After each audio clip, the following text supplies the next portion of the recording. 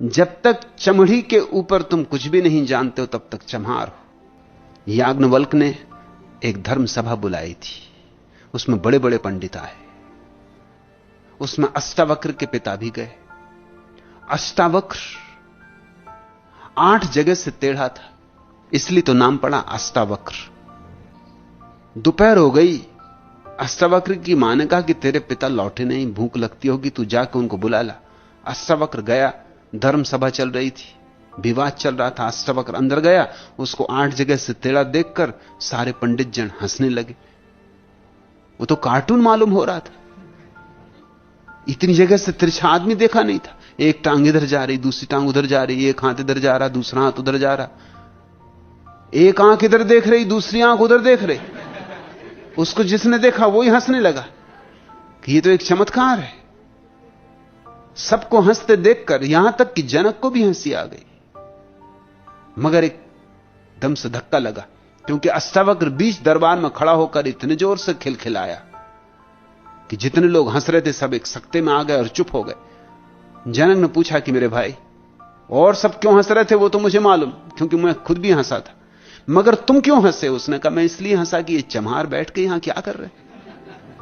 अष्टावक्र ने चम्हार की ठीक परिभाषा की, क्योंकि इनको चमड़ी ही दिखाई पड़ती है। मेरा शरीर 8 जगह से टेढ़ा है, इनको शरीर ही दिखाई पड़ता। ये सब चम्हार इकट्ठे कर लिए और इनसे धर्म सभा हो रही और ब्रह्म ज्ञान की चर्चा हो रही। इनको भी आत्मा दिखाई नहीं पड़ती। है कोई यहां जिसको मेरी आत्मा दिखाई पड़ती हो? क्योंकि आत्मा तो एक भी जगह से टेढ़ी नहीं, वहां एक भी नहीं था।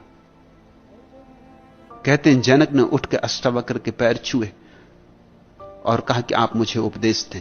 इस तरह अष्टावक्र गीता का जन्म हुआ।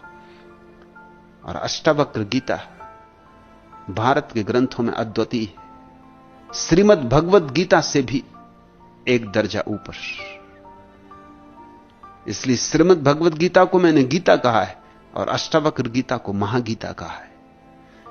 उसका एक एक वचन हीरों से भी तौला जाए, हजारों हीरों से भी तौला जाए, तो भी पड़ला उस वचन का ही भारी रहेगा, हीरों का भारी नहीं हो सकता।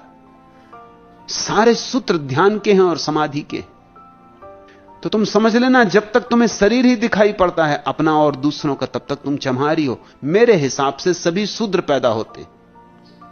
कभी कभी कोई ब्राह्मण हो पाता है, कोई बुद्ध, कोई कृष्ण, कोई महावीर, कोई रैदास, कोई फरीद, कोई नानक, कभी कभी कोई ब्राह्मण हो पाता है। नहीं तो लोग शूद्र ही पैदा होते, शूद्र ही मर जाते।